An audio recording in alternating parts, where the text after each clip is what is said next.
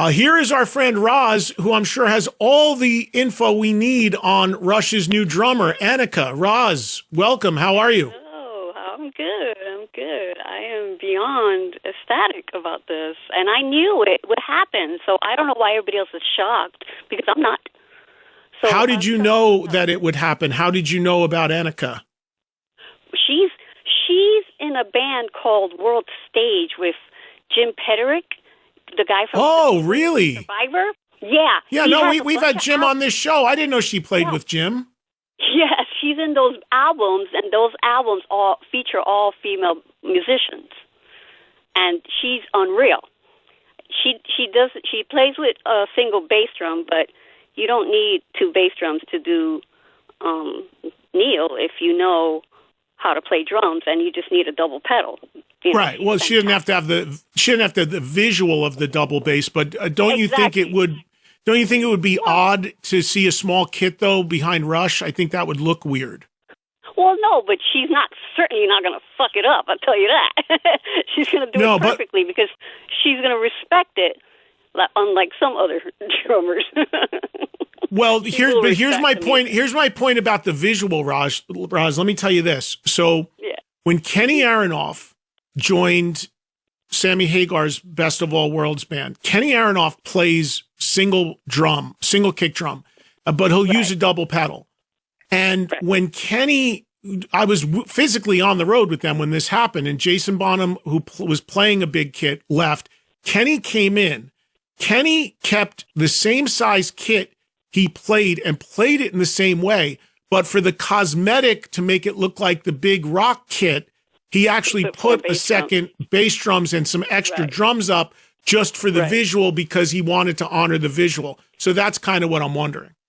Well, no, she could certainly do that, and she's welcome to, but there's no doubt she's going to be perfect at this because, I play Rush, I know how to do those songs. I mean, I'm a drummer, so if you know how to play the songs, you leave the songs how they are, you respect it, and not do anything else to mess it up. See, I don't understand how I keep seeing I'm already seeing complaints and wondering why is it a woman? And I keep seeing this guy Danny Carey from Tool come up guy all the time, and I just want to ask what that would have been like if Danny Carey had been the actual guy they took. It wouldn't have made first of all, he was not going to play the same way, and it would have been just boring. And I certainly wouldn't have gone. I'm so going to this because I know Miss Anika is going to do tremendously. And a lot of bands have done this already. The Moody Blues, Roxy Music, Squeeze, have all gotten female musicians, men at work, to replace Pop Evil, their departed great musicians, and they are fantastic.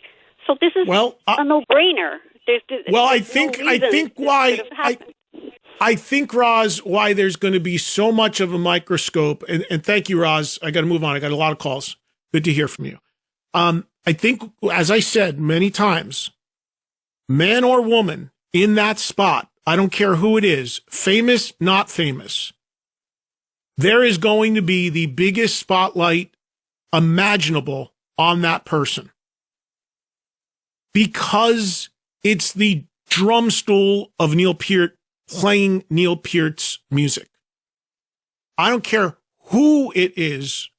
That is going to be the number one thing people are going to be looking at and looking for and listening for. Because Neil is one of the most celebrated, loved drummers in rock history.